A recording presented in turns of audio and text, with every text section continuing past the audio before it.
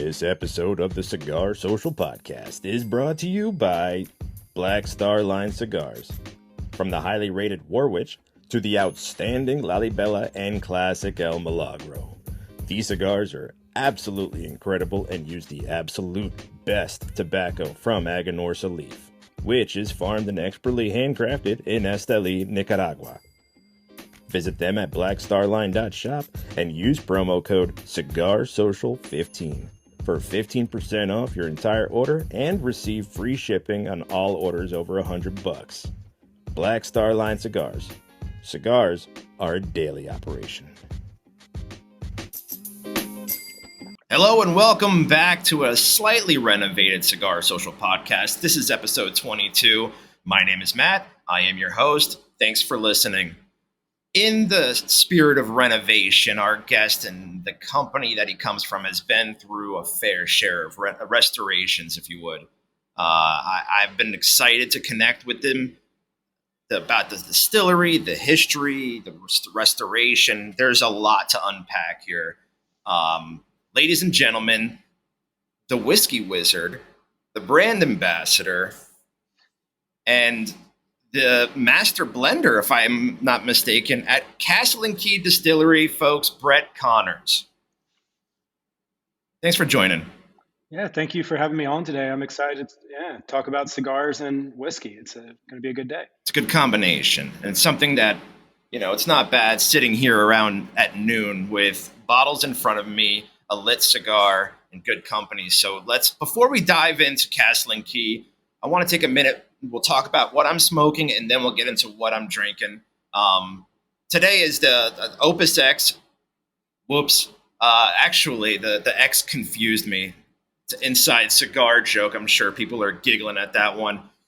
This is actually the CAO BX3. This is a 6x54 Toro and has a medium strength.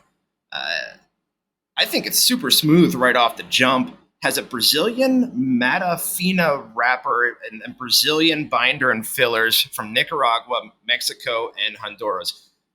It's really funky sometimes when you get Brazilian tobacco. It's not really common. Not a lot of people use it. I mean, you go for the basic core locations, Cuba, Nicaragua, Honduras, Mexico, but Brazilian is a very interesting choice to use. So far, I'm getting notes of espresso, dark chocolate, a little bit of pepper. I think the pepper comes from the Nicaraguan filler. I'd say bold body, very balanced. We'll see how it powers through with what we're going to experience today. MSRP is around $10. Now, onto the bottle, or should I say bottles. I have 3 expressions here from Castle and Key, and before we'll dive into each one as we go through the conversation with Brett, but I'm going to start with the Harvest Seasonal Gin. Now, I'm not a big gin drinker, but I have sampled this, and we're going to talk about it. Correct me if I'm wrong. The mash bill's 17% yellow corn, 63 rye, 20% malted barley. So that's one of I think the special parts about a rye and gin is for all of our spirits, we're going to constitute our own grain neutral spirit, or we're going to constitute our own no make. So we're not buying from a larger factory and then just kind of distilling that up or flavoring it with additives. The focus is really to start and own that kind of line of production from scratch. Okay. So think of it, in some ways when you look at like estate grown cigars or like some of those kind of like micro perspectives where they just want a ton of control over the good that they're producing. So yeah, we start with our rye whiskey new make to make gin, which is not the most affordable or logical way to do it, but it makes a pretty damn good gin. Yeah, I'm going to go off of the product specs because there's a lot going on here. Yeah. Keep me honest, but from what it says, the aroma, slight pine, bay leaf, fresh cracked pepper, up front, highlighted with a light array of berries, sweet anise, savory herbal notes, and a touch of tanginess. And that's just the aroma. I think that's something we're prideful of. I think when you're looking at spirits or cigars, you're going to kind of smoke and drink with your nose before you do damn near about anything. So if you don't love the aromatics of something, I think it's hard for me to want like dive further into it. So especially with gin, I think you're going to win on the nose, and the palate's just kind of a reminder that it's going to be pretty tasty too. Yeah, it has a lot going on, but doesn't give you that pine tree, you know, cheaper gin. You get more of the botanicals, more of the aromas, and it almost invites you into the glass. It says, come on, let's go take a ride. Uh, the taste, Yeah, thank you. yeah, that's from not a gin fan. That's what it tells me. It says, get in a car, we can go take a ride. The taste, the spec sheets say fresh cedar, licorice, woodsy and earthy, notes of tart, dark berries, cinnamon, fennel, clove, and soft pepper. I definitely get the pepper and the fennel on my end. That not an expert in notes, but those two are definitely slightly licorice, but more of like that fennel, but with a pepper at the end. Yeah, I think that was the goal of this one. With our seasonal gins, we have a flagship under the Roots of Ruin label. So that's going to be super consistent, available all year round, really designed for, your classic gin and tonics, Vespers, martinis, Negronis, whatever you want to put in it. But then when we look at seasonality, I think over the course of the year, I don't eat and drink the same things. I know probably the cigar space is probably pretty similar. When you're on a boat, you don't want like a Churchill, like Robusta, that's just going to like put you down when you're trying to like enjoy the summer. Yeah. Where, I think with this gin, it's stylistically attenuated to be really interesting in that kind of fall, winter weather. So this is really my kind of go-to gin from, I'd say, probably when it starts getting cold and maybe like October all the way through really like March in Kentucky. And I think the idea with this was to be really licorice forward. You also hit the nail on the head with it being very botanically driven. I would never criticize another gin style, but for so long, gin was really centric to that singular style. You had London Dry Gin, Super Juniper, Pine Forward, brands like Beefeater, Bombay. They do that really, really well. They also have a lot more money than us. So, they're spending money on marketing. They have a loyal fan base. If you dig that style of gin, they're so hard to compete against. And our view was like, well, instead of trying to copy what another successful brand's been doing, what if we kind of find our own voice in the space? So the idea was to start working up seasonal gins that are botanically centric, that are definitely us, that cocktail really well. Like all the proof on all of our products is generally a little bit higher than usual, just to make sure it's going to handle a cocktail. And I think that's the way most people are going to drink gin. So we'll send you over some recipes later if you get desperate. Yeah. But I always say, no one drinks and eat gin unless they've had a pretty bad day. Yeah. So yeah, cocktails are definitely the way to enjoy it. I'm going to go out on a limb and say it's actually really good neat. The bottles are a little cold because I'm sitting in a shed in the middle of Chicago. Yeah. So it's got a little chill to it. But straight out of, it for a neat gin, it's pretty neat. It's Yeah. Well, I love the dad pun. That always makes me feel good too. But yeah, I was like, I think that's the great thing about our gin when we design it in the R&D side. Like we always want it to be good, neat, but we also want to verify that it's going to be viable in cocktails too. Absolutely. And then the finish, the spec sheets say sweet and spicy finish, gives away to woody mineral notes with a lingering heat, a light numbing. I can't agree more. And the proof on this, numbing's like kind of fun. Yeah. Yeah. The proof is 102. Like I said, I anything else to add on to this? Cause I'm really impressed, with this gin. No, I appreciate the compliments. Our team works really hard on this R&D program, and initially we were actually rotating them, so there was a different one every kind of spring and fall season. But with this, the idea, this was so beloved by our consumers and our team that we kind of decided to make it more of a permanent extension, so we could get even weirder on our R&D side for like smaller projects. But yeah, for me, it's a great proof. I think it drinks beautifully. It cocktails really well. And, I'm pretty prideful that I think our gins are a great bridge into the category. Even when we're doing events with consumers, I always ask, like, why don't you like gin? And I think 90% of the room doesn't like gin because they stole it from, their parents or whatever in high school, or like when they were legal and they, had a bad experience on gin. But I mean, I feel like you probably see it in the cigar space too. If the first time you smoke a cigar, it's not something kind of like mild or like a viable entry into the category, and you grab your dad's heater, like a 90s Cohiba out of his humidor, one, he's probably going to get mad. Two, you're probably not going to really enjoy that experience. So you're going to get spooked off from the Yeah. category or experience as a whole. And I think, our gins are a really great way to say, like, hey, if you like flavor, you're going to dig our gins. And then it kind of gives you a bridge into, there's a lot of really great gin producers in the United States now. I mean, there's great gin producers in Spain, Italy. There's always been great gin producers in the UK. But it's a category that I don't think gets the love it deserves. And as a, previously coming from a bartending background, man, if you don't have a good bottle of gin in your house, you're just missing out. No, absolutely. And I think gin is going to be like the next craft boom, if you would. We know a cigar company, Room 101, Matt Booth, he came out with his own gin. And I think that's just going to be the beginning of a maybe not a boom, maybe a little bump, but I think gin is definitely going to be trending pretty soon. So can you tell us I mean, I think you see that in industry numbers. Yeah. Can you tell us how you got involved with Castle and Key? Man, I think fortune. I always think I'm always looking out for opportunities, and just always have my whole life. And after I graduated college, I got into the food and beverage space again. That's part of the way I got through college as well. I was working in restaurants, doing like casual fine dining. And then when I moved to Kentucky, I was chasing a brunette. We're now married and have a kid together, so that like worked out. But I moved to Kentucky to be closer to a girlfriend at that point, and I started working in another corporate restaurant group and just bartending, serving, really being focused on like hospitality.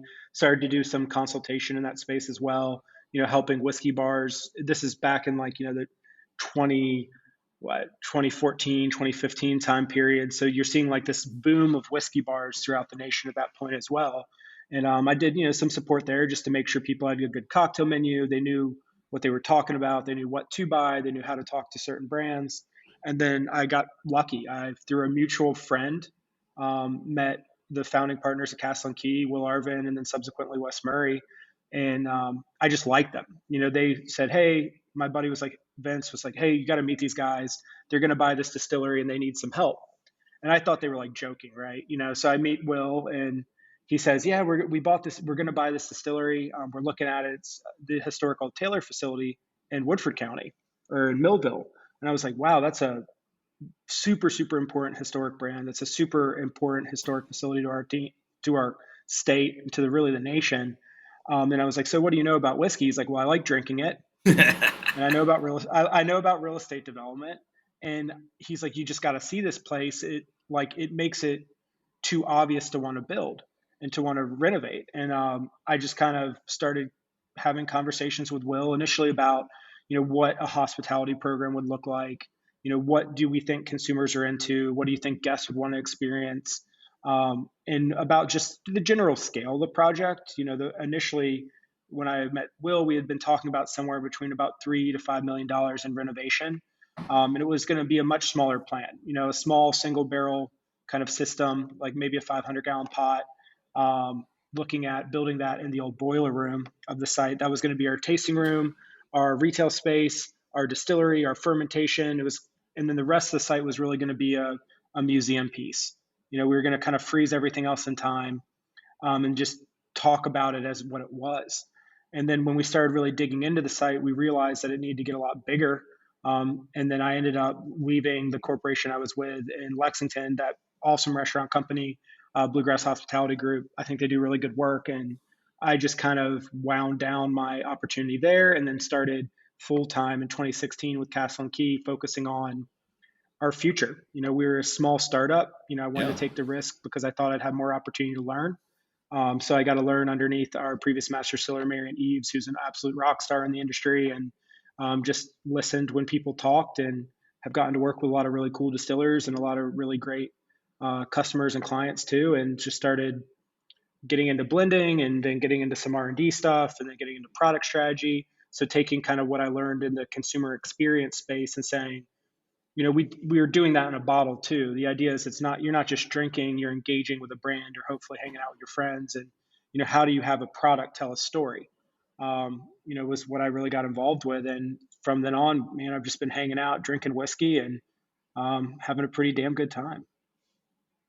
That's the way you should really be enjoying life, right? Can you go through some of the history with Castle and Key? How did it even start? Who came up with the idea? Whose idea was it to take on this restoration undertaking? And then we'll go into the location itself and the restoration afterwards. But just kind of a little bit of a history behind Castle and Key. Yeah, I mean, I love the history of the historic brand as well, but with the modern brand, I think it kind of came out of a place of neglect. The prior owners in the 80s, the brands were transferred from national distillers during a merger with Jim Beam. Then Jim Beam didn't decide to really utilize the site, so we passed hands a few times in the 90s. We ended up with an architectural salvage company in the early 2000s. So when we first came to the site, you were witnessing about 2 decades of incredibly intense neglect. 80% of our roofs were damaged, if not missing. There was no water, no sewage, no electrical. There wasn't even really a way to get to many of the buildings on site.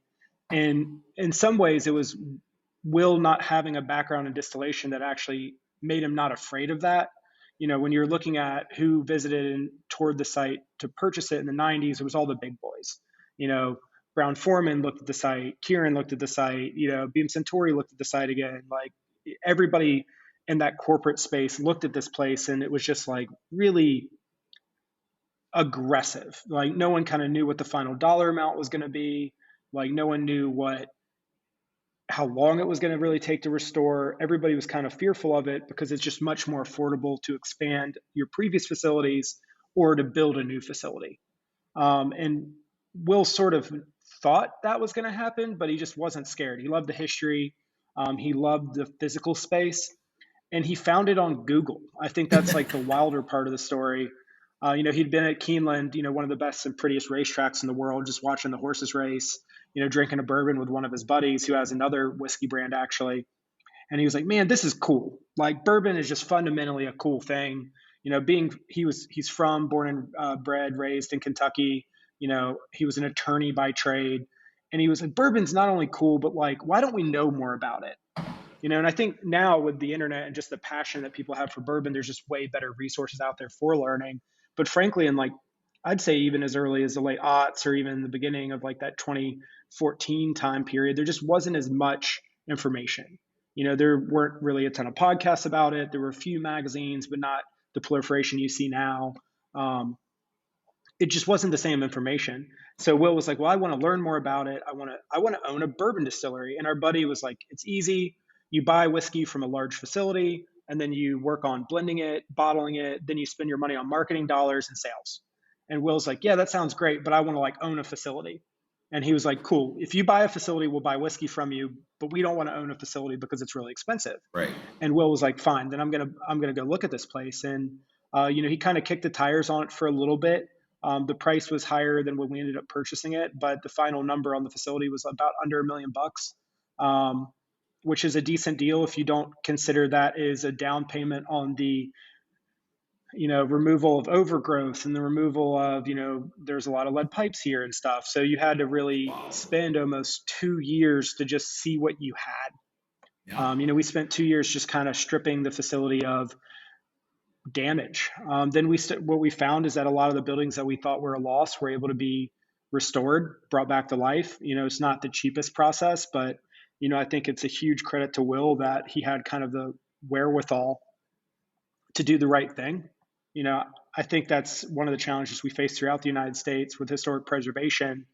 Everybody wants to tear down an old house and build new. Like it's frankly cheaper. It's shiny. It looks good. Like you live in Chicago, that history just can't be replaced. No. If you're not working on, and it's also built better. Like if we want to be honest about it, like we have 36-inch thick limestone walls for our facility. No one is ever building that way again. Like, you know, like just everything was over-engineered, overbuilt. It was made to last, centuries It's a as long as it was castle. maintained. It is a physical castle in the middle of nowhere, Kentucky. Yeah. And I think that's a huge credit to the way, they used to build. And I think our job was to take somewhere that wanted to be restored and to give it the love that it had been asking for 3 decades. Absolutely mind blown when I saw pictures. I was able to find some of the before and obviously the after. Beautiful facility, beautiful property. It's definitely $1 million dice roll. The way you put it, it was like, well, let's Yeah. put it out, see what we got. It may not work. So impressive. Yeah, I mean, it may not have worked. Yeah. I mean, I love a gambler's attitude, right? Like that whole entrepreneurial spirit. For Will to just say like, look, this is the right thing to do, and we're going to just roll the dice on it and see if it shakes out. Worst case scenario, you end up losing a lot of money. Best case scenario, you build something that is unique and custom and no one's seen before. And I think retrospectively, we can look back now and be prideful. Man, there was a lot of times during that we were pretty terrified, just the scale of this project kept getting bigger and it's just more and more risk. And you just kind of had to push in and say like, hey, we feel in our hearts that this was the right decision. And we got to a point where it was kind of like, you have to go all in and you got to trust your hand on it. And it ended up working out.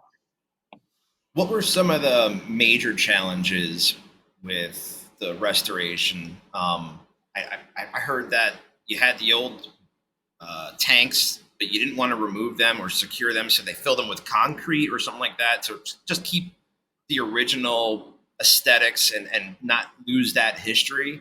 What are some other, restoration efforts that really kind of was unique or stood out? Man, I mean, that's definitely in the boiler room. I think that's a great example of it. We had 4 massive boilers. 2 of them were on the ground. They had crumbled. And then we chose to preserve the other 2 just to keep them standing because, you could never replace that aesthetic. I think the big challenge was just infrastructure. It's not the sexiest challenge, but, how we run off natural gas and we have these 2 massive, like 350 horsepower plus boilers here. So how do you get enough natural gas down here to run? Yeah. How do you build sewage systems when there are none? How do you get the electrical upgraded down here? We have miles of infrastructural pipe works. I think that's a huge credit to the teams we've worked with on that side. There's a company called Viatok that helped us with some of that. Marianne had a background in chemical engineering. It was really helpful in figuring out connectivity and kind of the engineering of how do you connect that site. We worked with a Clark Mechanical. Yeah. They're probably the best pipe fitters in the state, where they just say, hey, we want this tank to go to this pump, figure it out. And like, the lines here are squirrely, right? Like everything's kind of ran in weird ways. And so that's a weird one to say, but how do you make a modern facility in the frame of an old one is tricky. I think some of that we were fortunate. We were able to use a lot of the old historic vessels here. So our fermentation tanks are from the 50s. Our grain bins are from the 30s. Wow. Our scale hoppers, which weigh grain, are from the 30s. But we were able to modernize them and bring them into like the now through just being really creative about engineering on them. I've never worked.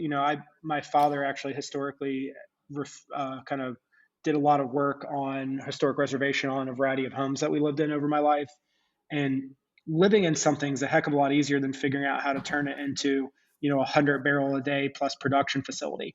Renovating our warehouses. Another good example of that was Warehouse E on site is massive. It is a 60,000 barrel warehouse. Well, in the early 2000s, they took all the metal ricking out of it and they left these big openness kind of cavernous spaces.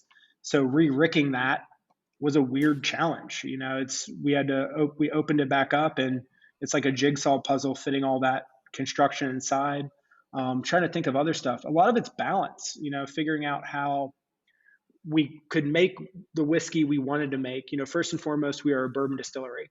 So the focus is always on product. Like we want to make good whiskey and we want to make as much of it as we can. But the other component was also to be really mindful of our guest experience component. So, if you have the opportunity to tour Kentucky, there's a variety of facilities that aren't publicly accessible because they're very production oriented. Like Brown-Forman's primary facility is not accessed by the public. Heaven Hill's primary facility does not have public tours. Oh, wow. There's like Sazerac just shut off access to the old Tom Moore facility where Barton's produced. The idea is like they're incredibly production oriented, and that's what they are. But with us, the idea was like, okay, well, as a new brand, how do you share this space that was meant for tourism as late as, as early as the beginning of the 1900s or late 1800s? Our facility was always designed with tourism in mind. So how do we not only produce whiskey, but also offer guests kind of a sneak peek behind that curtain? How do you bring them in and have them just have a good time? So it was taking a lot of our site. We have an old natural spring on facility. It's in the shape of a keyhole. It's awesome. I'm sure we'll probably talk about it more later. But that whole side of the site, we took an old train depot, we turned it into a cocktail bar. We're looking at long-term some restaurant opportunities on site. We have a 1/4 mile long botanical trail. We have Adirondack chairs by the creek. My view is always like, hey, if you don't know who we are and you're touring other distilleries, come and just smoke a cigar by the creek. Grab a beer, grab a glass of wine, grab a cocktail. If we're full on tours, don't stress out. Just we gave guests kind of a different way to enjoy the bourbon trail. And then we were so successful in it that you saw a lot of other distilleries that are a lot larger than us starting to kind of pivot. They were like, oh man, that's actually a pretty good idea. Like having some just spaces to hang out in or gardens and just making it a little bit prettier. Yeah. So I think that was the biggest challenge for us is how do we operate safely, operate effectively, while still giving guests a way to just come and hang out and experience our brand and our hospitality here. It's the experience, right? Yeah. It's nice to go to a distillery to do the tour, to do the tasting, to see how everything. Actually, I'm going to a local Illinois distillery next weekend. It was a previous guest, Whiskey Acres. They're in DeKalb. They're 30 minutes from here, but going to check out their facility. But like you said, especially in the land of Kentucky, where the Bourbon Trail and it's essentially the tourist spot for whiskey drinkers. Yeah. Give them something a little extra. Give them that experience of, you know what, do the tour, do the tasting, grab a glass, go down by the creek and light a cigar and relax. I think that's awesome. Yeah, and I think, it was also, we didn't have whiskey at first. We're on the Bourbon Trail and we're asking people to come by and drink gin and vodka cocktails. Like, I think people's, like a lot of the hardcore whiskey nerds had their brains melt. But, our view was we're also seeing a diversity of guests on the Bourbon Trail like we've never had before. When I first moved to Kentucky, it was a lot of bachelor parties. It was a lot of like just a little bit more male centric. But, in the last couple of years, we've seen a lot of like couples trips and like different friend groups. The one that blows my mind is seeing bachelorette parties. Normally those are reserved for like Nashville, but you have people who come out who Kentucky has an amazing food scene. It's incredibly affordable from a hospitality perspective. Yep. There's a lot of awesome hotels here and it's gorgeous. So you don't necessarily have to go to a big city. And if, I think of like me, man, if I was doing a bachelor party in my 30s, the last thing I want to do is to go to like a club. Like, like I want to sit by the creek. I want to smoke cigars and drink good whiskey and just like hang out with my buddies. And I think you're seeing a lot of people kind of looking for that just alternative experience. Also, if you dig hiking and camping, Kentucky has some of the best hiking and camping in the nation. So, I think we offer, people sleep on the state a little bit, but if you want to just enjoy the outdoors and have a good time, man, Central Kentucky might be one of my favorite places in the U.S. to do that. I drive to Tennessee quite often. I just drive right through there. And it definitely, this next trip, I want to maybe do a little pit stop in Kentucky and hang out and check out some of the facilities down there. I've only done a couple tours down there. Just do a couple days. Yeah, definitely. Yeah. Hey, I always say, we'll get you for a weekend. I just poured the Restoration Rye. I'm going to go through this real quick. One of my favorite ryes.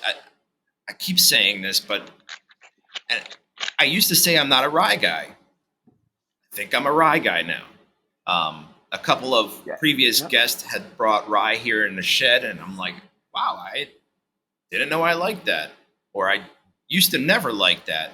And there are some ryes I've tried since I've discovered my love for rye, and I'm like, that's not the rye. That's the rye I remember. Um, this one is definitely in my top three so far, and I haven't really. I mean, it's phenomenal. It is a fantastic rye. So this is the Restoration Rye. I saw the label. I saw the hands moving the letters. I like the little play on restoration. Um, Aroma, fruit, honey, toasted oak, taste. I think I certainly agree, except for one I saw in the spec sheet that I don't get the marshmallow, but I definitely get the light brown sugar, a little bit of cinnamon, black tea. It's a very interesting taste. And then the finish, tobacco, toast, and dark chocolate, which goes hand in hand with the tobacco and with the dark chocolate notes. This is like a perfect marriage when it comes to the finish. So I would definitely suggest these two so far for a great pair if you're looking for one. Batch size, 60 barrels, aged 3 years. Thank you. Proof 105, and can't tell. Usually rise above the 100 mark, gives you that burn, gives you that unwanted harshness. This is a very smooth 105. And I can see why you received 91 points in the Ultimate Spirits Challenge in 2022, and then you won gold at the San Francisco Spirits Competition, and I can absolutely see why. Thank you. Yeah, I mean, I think our goal with rye was similar to gin, where I think you mentioned it well. I think there were a lot of bourbon or whiskey drinkers that got into rye maybe in the last few years. There's a lot of ryes out there that tend to be pretty assertive. A lot of them nationally were being produced by one facility, that MGP, LDI, 95.5 rye grain bill. Depending on how you blend it, can often be a very spice driven, and it can have a lot of kind of back barrel structure to it. So people are going to perceive it to be a little bit hotter, a little bit more aggressive. But if you look at some a lower rye percentage, like that 63 is kind of between a Maryland and a Monongahela style rye, you're going to have some corn and some barley in there that's going to add a lot of flavor depth. So I think you get a little bit of a rounder rye that's going to be able to be a little bit more flexible with your flavor profile. So it's not going to be as spice assertive. You're going to have a little bit more sweetness. Something barley really does that I love, especially if you are a cigar smoker, is I think it gives you better access to viscosity. Yeah. So you're going to have a little bit of a rounder mouthfeel. You're going to have a little bit more layer in general. It can be a little bit more grain bright, but I think the real benefit is it helps you get the flavors like tobacco, leather, all your almond, cashew, pecan. So I think there's a lot of flavors there that pair really well with cigars. So a higher barley percentage is going to generally, I think, collaborate well with the smoke, which is why I think you see a lot of people smoke like a cigar with a bourbon, or they're going to smoke a cigar with a nice, like a Speyside or a Highland malt, where you don't see a lot of people, smoke a ton of cigars like Irish whiskey, because they tend to be a little bit light and very grain bright. But I think the goal of this rye whiskey was to make something that we were pretty excited about. I also love the proof. We changed them. Every batch is going to have a different proof. We decide that because that's where it tasted the best. I've always said we never decide a proof for marketing purposes. Our marketing team would probably love if it was 87 proof because the distillery was built in 1887. Man, that just, if it doesn't make it taste better, that's probably not something we're going to do. No. It also means that it's a pretty pure product. There's not a ton of water in that bottle. We're not cutting from 140 down to 80. We're going from probably in the 115, 116 range down to that proof point. And we want to make sure it's high enough too that your neat drinkers are going to dig it. But we also make sure it takes ice and dilution. So if you want it on a big stone, if you drink it the way my dad does with a bunch of Sonic ice and a 16-ounce tumbler, that's cool too. We want to make sure that it's going to be the whiskey you want it to be, right? Yeah. If you like ice, don't be afraid. I always say, you can pour ginger ale in there too, as long as you tip 20%. I don't really care. Just be responsible with the way you drink it, I guess, is kind of my thought. Speaking of the water, and you touched on a little bit, we'll segue into, correct me if I'm wrong, but the name, obviously, Castle and Key comes from the castle. But the Yeah. key part, a lot of people don't know, comes from the E.H. Taylor constructing the spring house in the shape of a key, because he believed and said that Yep. the key to good whiskey is the water. And so, correct me if I'm wrong, but that's where that key came from, right? Yeah, I mean, I think he was not a very subtle man necessarily. He had this amazing. We have 5 natural springs on site. The most historically propitious of those is on kind of the hospitality side of our facility, and it was a well at first, and then he expanded it into this massive keyhole-shaped peristyle. So it's kind of this Roman bathhouse aesthetic. And when we were working on the name of the facility, we had this like marketing group come up with like hundreds of names. And we're like going through and we're like, no, no, no. And I think it was like Will or somebody had actually said, oh, what about like Castle and Key? Because there's a lot of writing with E.H. Taylor discussing this keyhole shaped peristyle. Yep. And, he was a marketing genius. So E.H. Taylor is talking about it as water is the key to good whiskey. So it was almost like we had to get out of our own way on it, because we're looking at all these marketing names, and it's like, well, that doesn't work, that works, and we were like, well, we thought of Castle and Key in the beginning, but we're like, is it really that easy, right? Like you're almost like scared because it was too obvious, um, and we were like, nah, man, we just gotta like. And I remember I was still working at Old Bourbon County Kitchen at that point, a bar that we had built with a couple of my buddies for Bluegrass Hospitality Group, and I would ask guests, Will and Wes would come in and they give me like a list of names.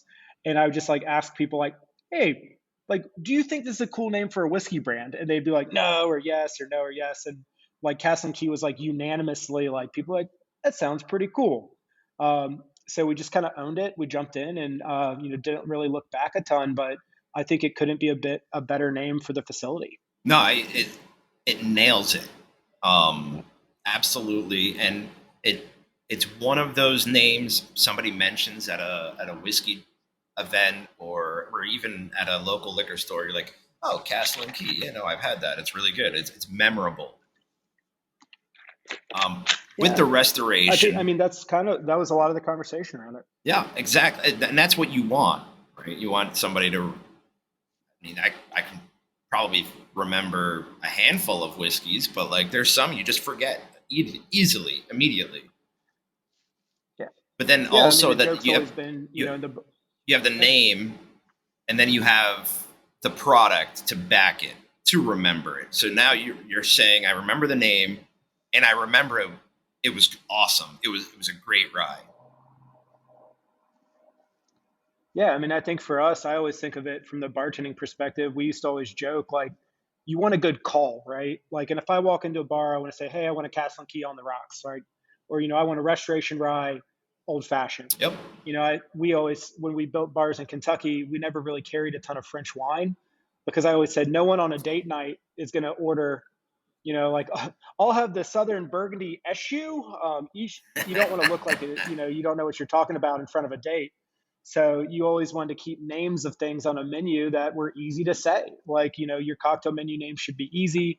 Your whiskey names, I don't want you to say, oh, I need the Northern Von Backenberger, like the fifth Jeffrey bottle. Like Yep. you just want it to come out of your mouth and make it make sense. Yep. With the restoration of the distillery, I understand there was like over 30 buildings on that property. If correct me if I'm wrong, and you touched on some of the rick houses and obviously the distillery. Has there been any other major restorations on that property? Yeah, I mean, we're actually at the point now we have at least partially restored or addressed every single building or structure on site, uh, other than one. We have an old bottling warehouse that had a massive ceiling collapse. The floors are rotted out. So it's just a more aggressive renovation that's going to be required. Yeah. But yeah, we restored 2 historic uh, barrel warehouses on site. We've restored the old historic cafeteria to a set of offices now, and break room. The distillery is restored. The boiler room's restored. The other one I always forget because I just don't want to think about it because it's going to be a ton of work. But we have behind me is the old administrative building, and it's also missing its roof, and there's a tree growing in the center of it. But long term, we'd like to do that probably as like a boutique hotel or a lodging opportunity. But again, our focus has always been whiskey first. We do all of our own bottling on site. We repaired an old historic case storage warehouse.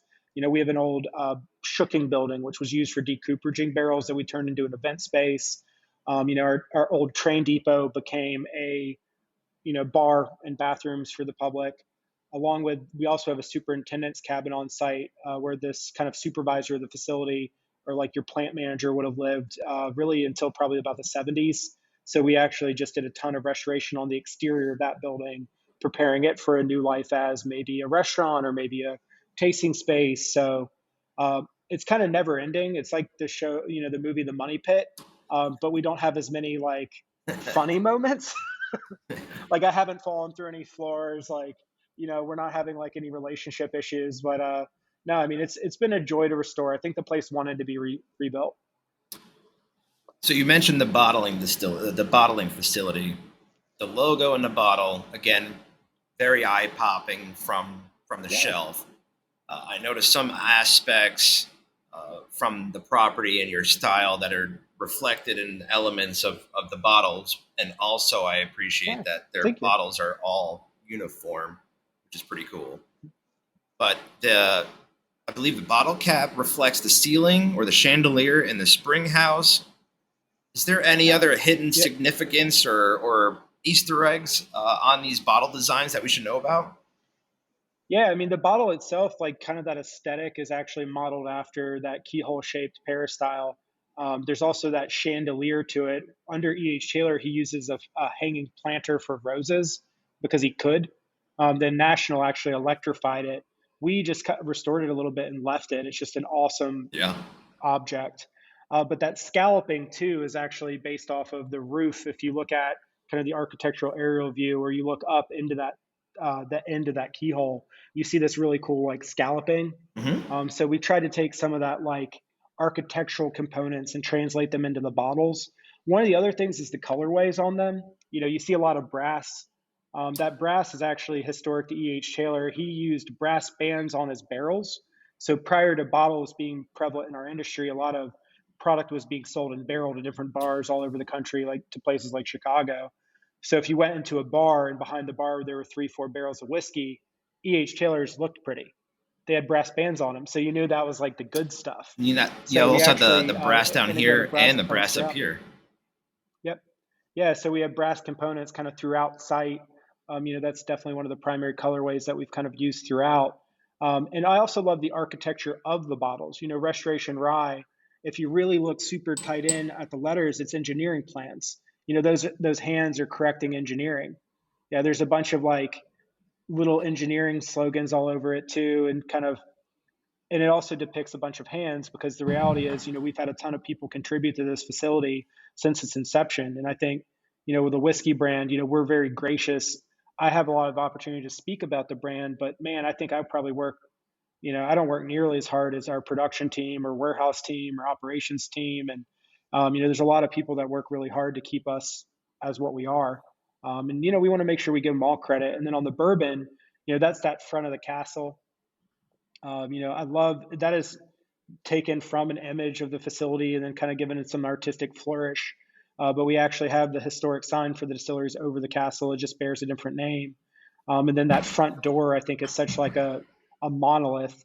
And two, on the Wheated bourbon, there's actually a key hidden in that bottle too on that label, which I think is kind of fun. The traditional bourbon's a little bit more obvious, but the Wheated bourbon's a little bit like kind of hidden. So yeah, I think it's in the bottom too. If you flip the bottle upside down, how many people look at the bottom of a bottle, but the bottom of the bottle bears that Castle and Key mark again. So you see, did not know that until just now. Mark. Yeah. I mean, it's so funny. We worked with Stranger and Stranger and all this design. That's just they're a monolith in the field. Like they're one of the top design companies for spirits in the world. And they'd send us back stuff and we'd find it. Like it would take us a bit to find like how subtly they layered everything. But I think it's about the storytelling. I want you to every time pick up one of our bottles, find something else about it. I think of it, that's how I view music or art or even like a good movie.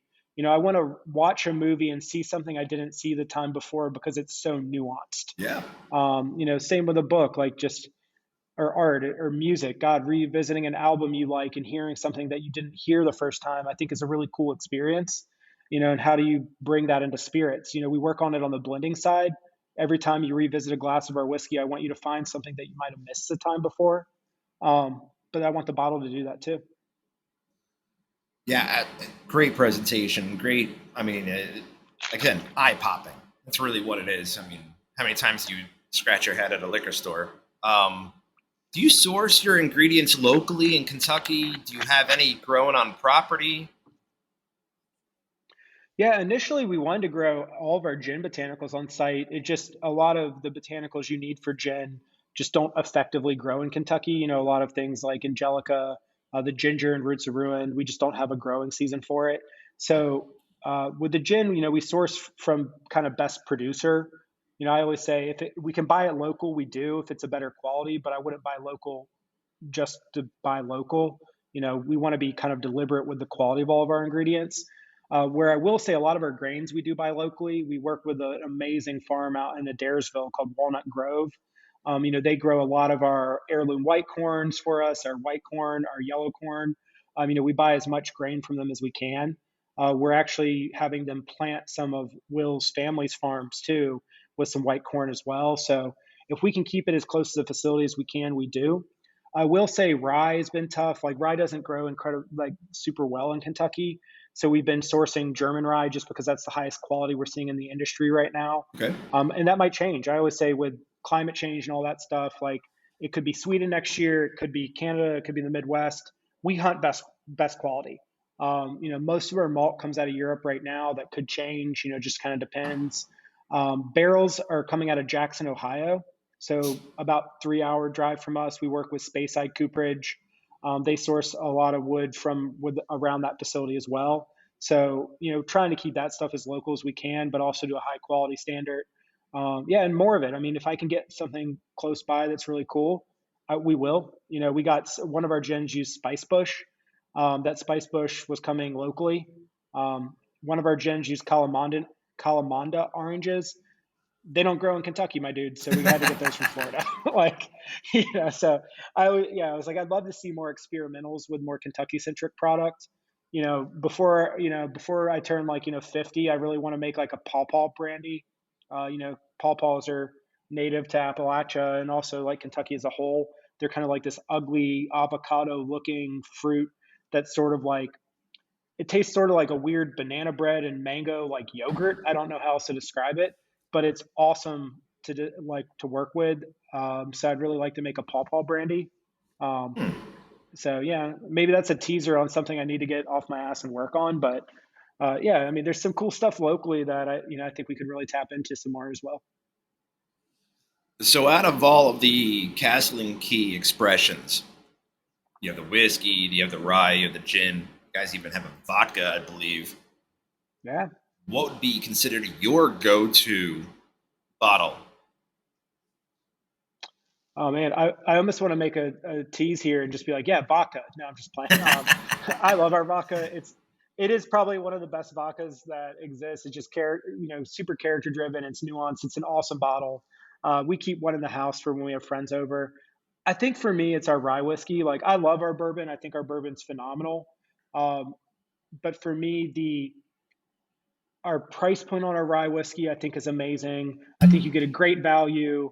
I think it cocktails beautifully. I think our rye just does everything I want it to do, no matter what situation I'm in.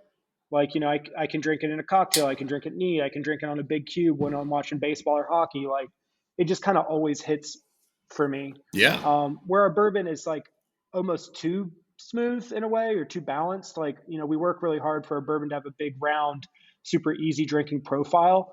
And, personally at home, I like our rye because the speed I can drink our bourbon is pretty nasty.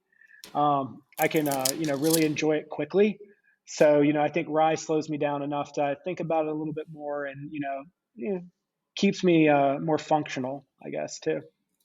No, absolutely. And leading into the bourbon, this is batch 3. I just poured it, and I'll let you know I've been a fan from y'all from the beginning, and I can tell you that because when you came out with batch 1, I bought 2 bottles, one to drink and one to keep.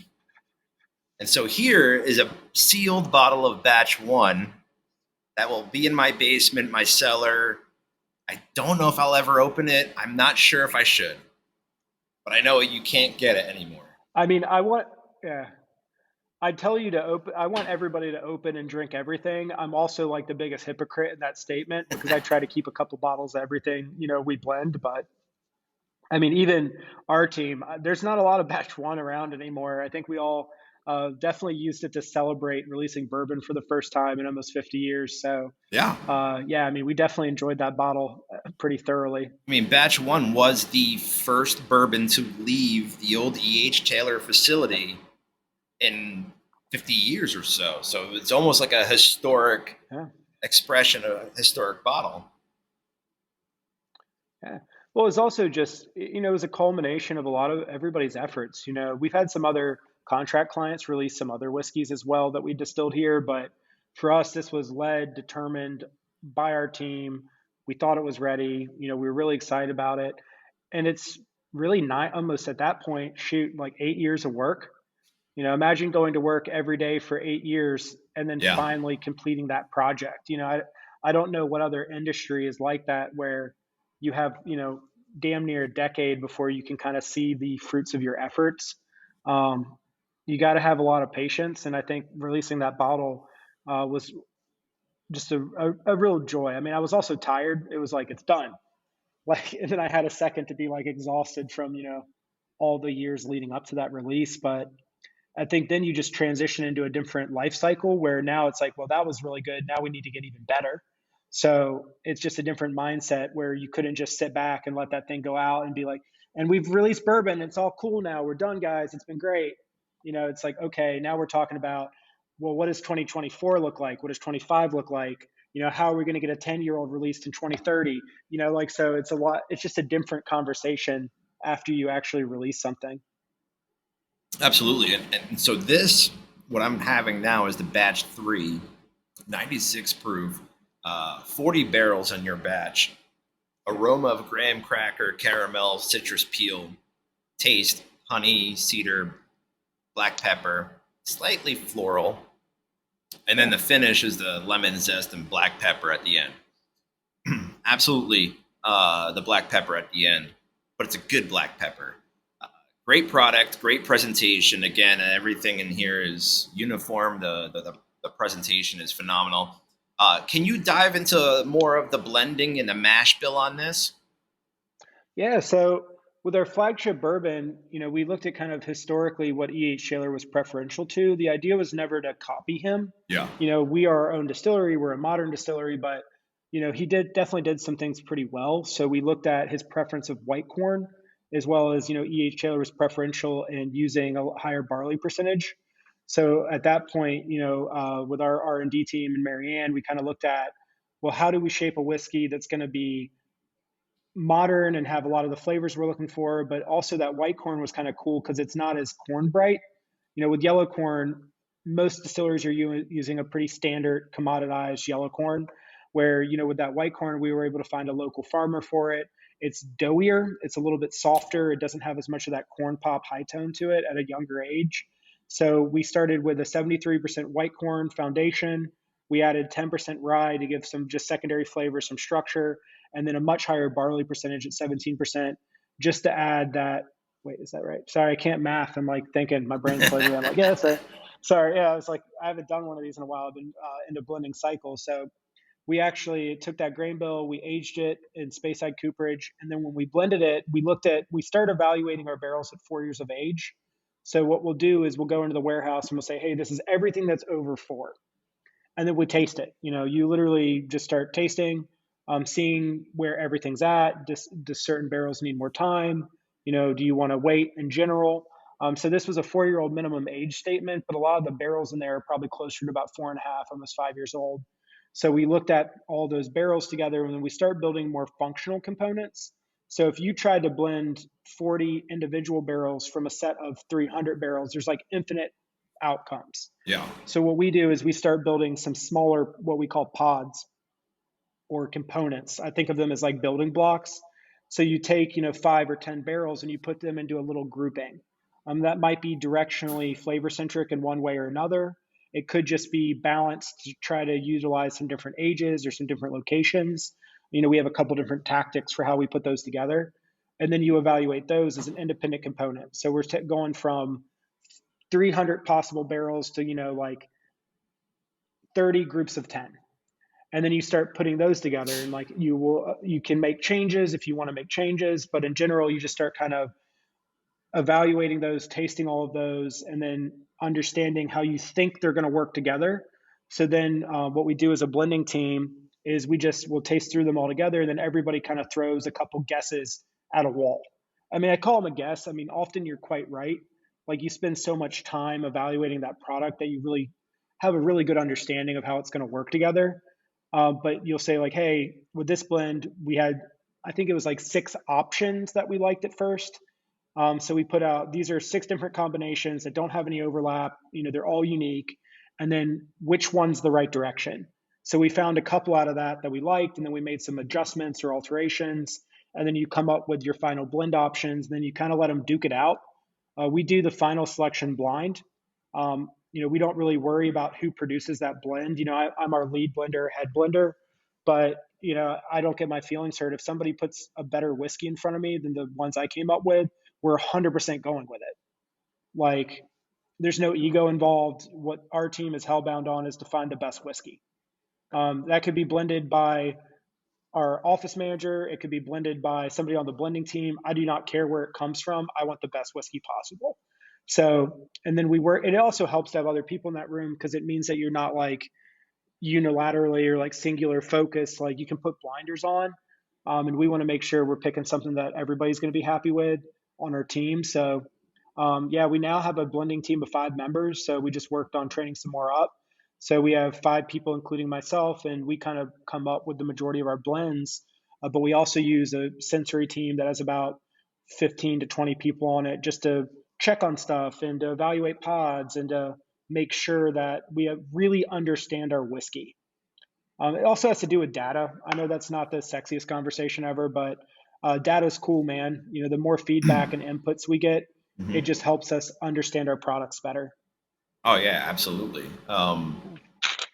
So out of the bourbon batches, you have a bunch of releases so far. Mm-hmm.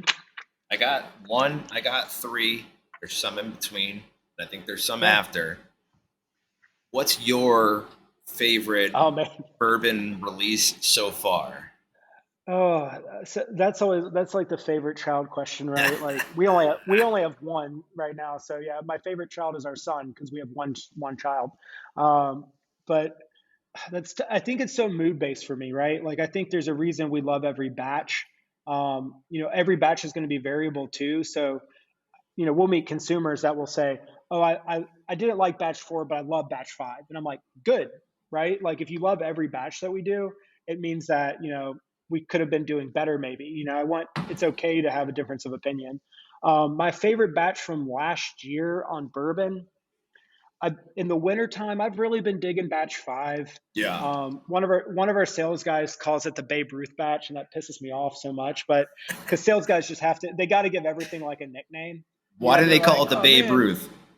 He's totally right though. It has like a ton of like this like caramel nougat chocolate covered peanut quality to it. And like after the candy bar, and he's like, oh, I think the reason I'm mad is that he's right, but it's like, it's the sales guys, man. They're just on the hustle. They just got to try to like, spend something. And he's totally right though. I mean, I was thinking baseball player Babe Ruth. I wasn't thinking candy bar Baby Ruth. Well, yeah. Oh yeah. Well, he's like, he also calls it a home run. Okay. So it's that Babe Ruth combo.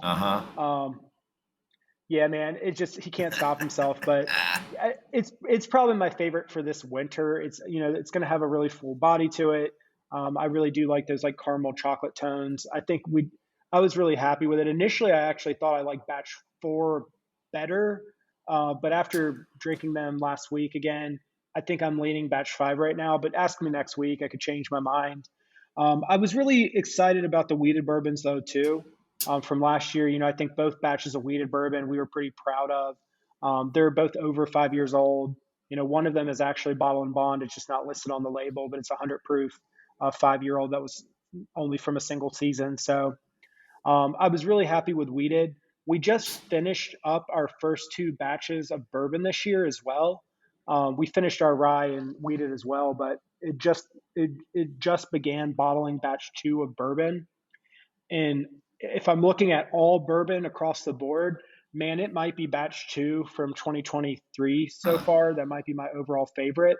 Um, you know, the this, if I want to give a shout out to our sales team, it's always like the best batch of bourbon is going to be the one that's released this year, right? But no, I mean, I think they're all great for different reasons, but our whole team is incredibly excited about the new batches coming out this year. We've just gotten every year we get better at what we do. And yeah, I can't wait to see our releases this year. I can honestly say that I've only had 1 in 3. Definitely different in their own ways. Same foundation, Yep. but slightly different characteristics to it. Yeah, I think we look for some continuity. Yeah. We always like a really good nose. We want a really round and like pleasant palate. But I mean, I think of it, in any space of products that are being done well. Like I look at like cigars, like Pardon. Like if you like that cigar, you're going to pretty much like everything in their family. I think they have a stylistic approach. I think there's some basic continuity between their products. But every smoke is going to be a little different. And I think that's kind of what we do too, where we have a really good foundation where I think if you like our products, you're going to generally like most of them. Mm-hmm. But you're going to be able to find something that you really love in certain expressions more than others. And that's cool. Question I just thought of. You're in the old A.H. Tayler distillery. A.H. Tayler was a supporting role in Bottle and Bond Act. Yep. Do you have any Bottle and Bond releases, or do you bottle and bond everything? So bottle and bond's probably going to be coming. Initially, we always wanted to do a bottle and bond. We said we want it to be purposeful. Like if a batch is going to be better bonded, it's going to be bonded. But so far, we've really been commingling a couple different seasons. Some of that's just like logistically oriented. The first year of production, we produced distillate from November to December. The next year, we produced kind of erratically for ourselves. We were making whiskey for other clients. We were dialing in our systems. So we didn't really lay down inventory deliberately enough that we're going to have like large chunks of barrels that would be easy to bond. So the challenge with that is like, if I'm looking at like our oldest barrels, I have like a couple hundred barrels that are 6 years old and they would have been different seasons. So instead of like forcing a really tiny release, like 10 or 20 barrels that would have just pissed everybody off, the idea was to commingle different seasons to build a better product profile. Yeah. But once we get into some larger inventories, it's going to be easier to bond. So you'll definitely see some bonded bourbon coming out of this facility when it's time. Frankly, we wanted to be a little bit older too. 4-year-old's the minimum age statement on a bonded. A lot of our blends are going to be a lot older than that on average age. Most of the bourbons are closer to about 5 years old on average age. Wheated bourbon's going to this year be over almost 6. It wouldn't surprise me if you saw like a wheated bourbon bottle and bond, maybe like a 6 or 7-year-old product being released sooner than later, once we get that age right. So yeah, I mean, lots of cool stuff coming down the pipe. So just keep an eye out for it. Yeah, we just wanted to be deliberate, I guess. Yeah, that's always everyone's first question was like, why wasn't the first batch bonded? And I'm Right. like, didn't taste better bonded. Our first couple of barrels of production were fine. I mean, they weren't bad, but the best distillate we've made so far is what we're making today. Yeah. You're always going to be getting better. So we just didn't want to bond for no reason. Talk about other projects here. Can you talk a little bit about the untold story of Kentucky, the untold story of Kentucky whiskey collaboration that you do? Yeah, so that's definitely a project we have a big heart around. So, a few years ago, with a lot of like just the civil upheaval in the United States and being like so close to Louisville with the Breonna Taylor incident, like there's a lot of challenges like we were seeing across a variety of industries. And one of the things that we felt pretty confident about is, when we're looking at diversity in the industry as a whole, there was a lot of places that said, "Oh, we're going to donate money to this," or we're going to put up a poem on our Instagram page. And frankly, with our sales team and our ownership, we just didn't feel like that necessarily uh, fully addressed what we were witnessing in the United States. So the idea became to just be really introspective. So we called one of our friends, Mike, with the Kentucky Black Bourbon Guild, and just kind of had a conversation around like, what is our industry not great at? And I don't think our industry historically, it was diverse, but as we became very corporatized and through kind of like the 60s, 70s, and 80s, like a lot of like African American contributions to our industry were really forgotten about or frankly removed from history. And we looked at, a lot of the companies in bourbon and corporations in bourbon, there's not necessarily appropriate representation in our field. And then we kind of asked the question, well, why is that? And, Mike had a lot of really great conversations around that. And I think a lot of it was, well, you don't know you can be in a field that you don't see yourself already in. Like if you don't see people of like minds or like, or of that diversity perspective, if you're not seeing other people of color in your field, like why would you feel like the door is going to be open for you? So we kind of said, well, let's do something, and we don't want to do something just once. We want to do something continuously. So the idea was to launch this product called Untold Story. We worked with a amazing professor of history, Professor Gillum, and the idea was that we're going to, on the bottle, talk about African American contributions to bourbon. And then the money from that product, 100% of the proceeds of that bottle is going to go to fund a diversity scholarship fund. So that's going to help get education in the hands of people of color that are interested in the field. And, ideally, like if anybody wants a job at Castle and Key, that would be awesome. That would help us increase our variant perspectives on site. But it was also just, we wanted to see the industry become more diverse as a whole. So if you're interested in engineering, if you're interested in chemical engineering, if you're interested in hospitality, accounting, whatever, that scholarship fund's an option for you to just help give you an advantage into an industry that needs and is craving more diverse perspectives. And it was just an awesome project to work on. The Kentucky Black Bourbon Guild, they're just an absolute joy to work with. They throw some amazing events and tell some really great stories of American history. So we're all big history nerds here, so we were like, hey, if we're going to do this project, we're going to do it right. Yeah. The first bourbon ever bottled by Castle and Key, the first bourbon barrel, was in Untold Story Chapter 1. It was a rye and bourbon blend. This year, it was a wheated and bourbon barrel blend. And the next year, we'll see what it's going to be. But I would bet money that it's going to be something pretty cool. And we intend to do this indefinitely. It's an endowment, so it's not a one-time scholarship. We want this to exist for a heck of a long time. Yeah, phenomenal cause, phenomenal collaboration, and I'm sure that everyone appreciates your efforts on that. Anything coming up, special projects, things in the works? You kind of teased us with some things so far, but what can we expect, or any secrets that you can give up?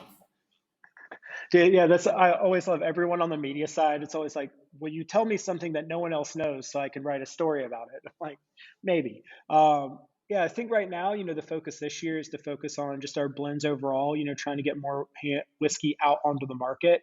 This year we sold out so quickly that, people were mad that they couldn't find it.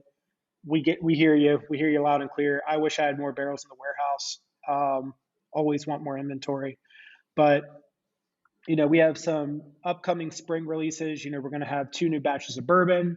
We have a new batch of rye whiskey coming out. We have a new batch of wheated bourbon coming out. You'll see another couple come out in fall as well. The cool secret projects that we're working on, we're working on a project called Wool Gatherer. So we did the first 2 iterations of that this past year. So as our gins became permanent, with rye being now for spring and summer, and harvest being the same recipe for fall and winter, we decided that those are going to become kind of yearly limited editions. They're going to come back every year, but we still wanted to really innovate. So we were working on a project that we named Wool Gatherer, which is super small runs, maybe 400, maybe 500 bottles, like tops. And that was really for us to be more adventurous. Like there was some stuff we wanted to experiment with. And if they're super successful, then you might see that kind of morph into R&D that's going to fund a larger project of the, but scaling it. And the first one was a orange kind of citrus centric gin that we put into rum agricole barrels or rum barrels. So we aged that for almost a year. Okay. Super, super cool project, like almost like this tiki, like tropical flair to it. For fall this year, we did a Vino de Durano barrel aged rye whiskey. It tasted like a chocolate Terry's orange. Vino de Durano is a Spanish orange wine, Yeah. and it was just this like chocolatey, citrus, like super spice, baking spice driven, awesome project. We only got like a couple hundred bottles out of that project, and the whole view is like we do them as an on-site exclusive. We normally have like a party or an event around to launch it that ties back to the site. So the first one was a garden party. People got like dressed up in like formal garden apparel. Don't worry, I had to Google it too. I didn't know what I was supposed to wear. That's like a whole aesthetic, man. I think it's like linen suits, like sundresses. But that was an awesome party that we did with John Karloftis, who's our fine gardener who works on the project. For Wool Gather, for the whiskey, we did a brunch. Coming up for Valentine's Day, we're doing our newest project, the first one for this year. It is a rye whiskey coffee cordial. So we worked with Manchester Coffee, which is an awesome roastery in downtown Lexington. They've been a great partner for years. We sourced a specific Mexican bean that we thought would work really, really well with the blend. So we actually did that with things like cassia bark and 3 different peppers. So it's going to be this like Mexican hot chocolate coffee cordial. And I love the idea behind it. Henry, who kind of leads that R&D side on the creative component of it and execution, we tasted coffee cordials. Like we were like, we want to make a coffee liqueur. And then we found that a lot of them in the store kind of tasted like coffee. Yeah. Cool. They're great. And there's a lot of good ones out there, but what we didn't see was any that were like creative and looked at different botanicals. So, utilizing those peppers in that blend, man, it is delicious. I mean, it has all that coffee up front, and then all of a sudden you get this like floral, funky, like hot finish to it. It's going to be really cool to cocktail with, and we only have a couple hundred bottles. Hell yeah. And we're doing a Valentine's Day dinner with that. There's only 25 couples. It sold out about the first hour or two, I think. So that one was definitely fun. Then this spring, no one knows about this, so if you're listening, keep an eye out for it. We finished designing a botanical vodka. So think it's a vodka without juniper, basically, right? It's a gin without juniper, but it's incredibly like citrus led. So it's like this massive like grapefruit peel with a ton of other depth behind it. I don't want to give all the product details because it's super tasty. Also, no one knows about it yet, but we're going to be doing a seltzer party with it. So you'll be able to come out, drink some like low ABV cocktails around the spring house. We're going to have music and food and stuff. So I think that's going to be a really cool event. Just we scheduled it for perfect, pretty weather. We also have some whiskeys aging in alternative barrels. So, you'll see 4 more of them this year. I gave you a sneak peek on 2 of them. I can't tell you about the other 2 because we don't 100% know what's going to be what until we decide later this year. Uh-oh. Yeah, it's. Thank you for that insight. Going back to the vodka, I'm looking forward to that. Speaking of, and also segueing into the events, any upcoming events at the distillery, or can Castle and Key be found at any type of upcoming events that people can come see you, shake your hand, drink your stuff? Yeah, for sure. I mean, this is always a pitch for our website. We spent all this money on this big, gorgeous, new, beautiful website. So, definitely follow us at castleandkey.com. There's going to be events listed there. We are also going to be able to, if you want to jump on the tour or just see our business hours or see what products that we have, that's always a great place to just interact with us. It's also 2023. I almost said 2022, yep. But yeah, check us out on social. Yeah, check us out on social media. Our team does an amazing job on Instagram and Facebook and all that stuff. So that's a great place to just kind of see what's coming down the pipe. The The best place is frankly if you look on our website, there's a VIP mailing letter we send out or newsletter. We don't send it out a ton. You're not going to get it every morning at 8 a.m. like half the crap that shows up in my inbox. Yep. We only send you something if it's pertinent. So we send out like a newsletter about once a month, maybe a little bit extra if we're sending out cocktail recipes or cool things that are happening. But that's always that's like the first place we tell anybody about anything. So if you're looking for, we have a bunch of really cool events coming up this year. We might be doing some more on-site events. Keep an eye out for that. I can't talk about them yet because they're not like formal yet. So, but that's always kind of like the secret first place things get dropped. So also, if anything's going to hit, like we can sell directly. It's called directed to consumer. We can ship to a handful of states right now. And if like theoretically bourbon was going to be available to those states that we can ship to, that's always the first place to see it pop up too. Additionally, yeah, check with your local. If we're in 17 states, we're expanding into California.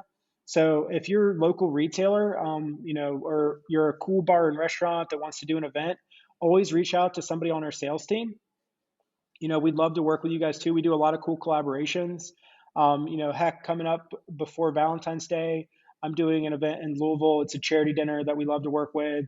We do a couple of those all over the country as the year goes on. So yeah, come and hang out and listen to us talk more about whiskey. It's not a bad deal.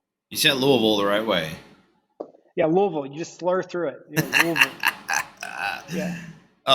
And folks, if you're listening, Castle and Key can be found in Illinois because that's where I find mine.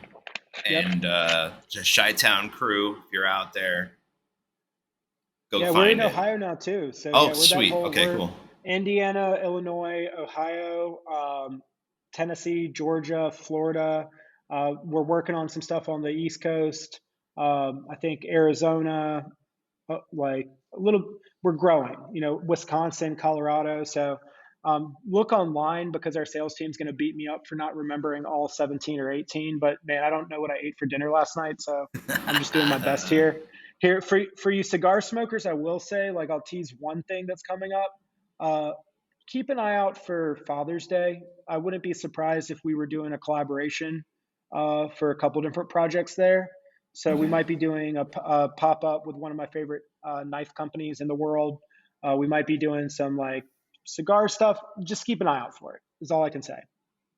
We have some cigar smokers listening. I figured. So I'm just, yeah, it's like, a few. There might be if you're looking for something beyond, unique to go do on Father's Day, we might be doing something cool on site. So just keep an eye out. All right. Last question. If you were to pour a drink and it wasn't Castle and Key, what would you pour? Man, so if I'm blending, I'm doing a lot of drinking during the day. I always am honest with people. I go home and I drink a lot of, I'll drink like a Coors Banquet beer or a non-alcoholic beer. I know that sounds wild, but when you're drinking alcohol all day, sometimes you want a beer, but I don't want to necessarily catch a buzz. Yep. Athletic Brewing Company, Guinness Zero, Heineken Zero, they're all really great. I kind of found it, a bunch of my friends, love boating and stuff. And if you're being responsible while you're boating, your driver should be kind of just drinking NAs anyway. But yeah, I drink a weird amount of non-alcoholic beer because, when I'm waking up at 8 in the morning to start drinking whiskey, it's just, it's good to be mindful about your consumption. If I'm going on a date night, I'm generally drinking. I love good cocktails. I'm a big fan of like Vucrays, Old Fashions, Manhattans, Boulevardiers. So I do like a whiskey cocktail pretty heavily. I drink a lot of good wine. There's a lot of awesome other whiskeys out there too. I'm always like, I think Castle and Key, we make some awesome product, but we have friends from all over the country. Up your way, there's like Blom Brothers. I think they make some great whiskey. I drink a lot of single barrel picks from all over the country. Starlight makes great whiskey.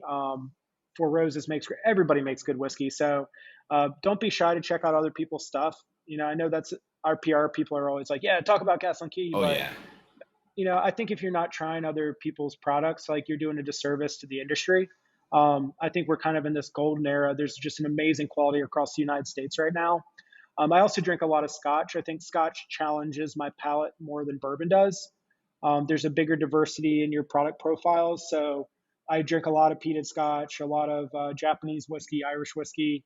Um, I'm trying to keep this fine-tuned machine running, and if I'm not trying other people's stuff, I can't keep it going. But yeah, I always love that answer. It's like cheap beer or good beer if I'm like on a date. Yeah. Hey, Yeah. when my wife was pregnant, I tried not to drink with her. Yeah, that's how we work. Exactly. And there are some actually half decent non-alcoholic beers out there that I was like, oh There shit. were not years ago. Yeah, there used to be like what Beck's non-alcoholic. Yeah. Like that's not the one. Like you can But go with yeah, an O'Doul's, but like a Heineken it's O fine. is actually not that awful. It's great. Yeah, and I mean that's kind of how I got into it. I was trying to like just be supportive of like that experience for her, and so we got into non-alcoholic cocktails, non-alcoholic beers, and Yep. it stayed around because Mocktails. yeah, mocktails are killer, and it stayed around because I could drink as much as I wanted every day of the week and no one would say a word to me. So it just helps me pace my consumption a little bit. And when you're consuming at work, like even if you're spitting, I'm just engaging with a lot of alcohol. So I do find, you know, throw some non-alcoholic beers in your rotation to drink with your whiskey. It's not a bad thing. No, not at all. Yeah, and support your partners, guys. That's real things, man. It really is. It goes a Yeah. long way. Yeah, one of my best friends, his wife was just like DD during her pregnancy, and Amanda was like, "No way, we're doing that." It's like, yeah, you're supposed to drive me around so I can drink every night of the week. And she's like, yeah, we're not doing that. I was like, cool. That's not how you support your partner in that situation. Again, I use the word try. There was times where I'm like, No, there was times Amanda bullied me to drink more. She'd be like, I need to watch you drink a beer. And I'm like, wait, what? It's like, yeah, I think it's just about communication and to make people feel like, yeah, you guys are supporting each other. So yeah, this is now cigars and relationship advice. you're Support your welcome. partners. Yeah, Yeah. yeah. Folks, please check out the line of Castle and Key at your local brick and mortar, retail, online stores. Head out, go to your local watering hole and be like, give me Castle and Key neat. Trust me, the rye, the bourbon, and even the gin neat was fantastic. Like you said, a lot of people don't drink gin neat, but to absorb that flavor, to learn about it and kind of experience it the right way, trust me, get a little chill. It's like, what, 12 degrees and here in Chicago, and I'm in a shed with a space heater next to me. But trust me, check it out. Castle and Key, their beautiful and historic site is located 4445 McCracken Pike, Frankfort, Kentucky. That's in the 40601, or you can check them out at castleandkey.com. Brett, how would somebody get a hold of you guys to do like a wedding, a birthday, some type of event like that? Yeah, so in general, the easiest is to go check out that website. There'll be a couple different email links for helping you track down what you're tracking down. The easiest one, though, is info@castleandkey.com, or events. If you're trying to look on the event side for corporate events, weddings, all the like, that would just be events@castleandkey.com. We try to make it easy for y'all to track us down. Or, just slide into our DMs, and I'm sure they'll route you the right place. Slide into Brett DMs. Not mine. Don't okay. slide into my DMs. Got Hit up it. Castle and Key's DMs. Castle and Key DMs. I'm like horrible about social media. So if you ever send me anything and I never respond, like it's not personal, I just didn't see it or I forgot. Brett's so tired of people sliding into his DMs. I still get people sliding in my DMs asking me for whiskey, and I'm just like, man, I believe our time is coming down to a nub. My cigar is almost down to a nub. Brett, thanks again. I appreciate you joining, taking the time, chatting about Castle and Key. Phenomenal expressions from everything here. I know my local distillery or my local liquor store in Batavia, Illinois, they carry your stuff. So it's really awesome to find that 2 blocks that way. But I appreciate you taking the time. Folks, don't forget, check out our official sponsor of the Cigar Social Podcast, Black Star Line Cigars, at blackstarline.shop. Use promo code Cigar Social 15. That's Cigar Social 15. 15% off your entire order. And there's an and. Receive free shipping on any order over $100. So check them out. Great cigars, great stuff. Brett, thanks again. Folks, thanks for listening. We'll see you next time here at the Cigar Social Podcast. Yeah, thank you all again for having me. Have a good day.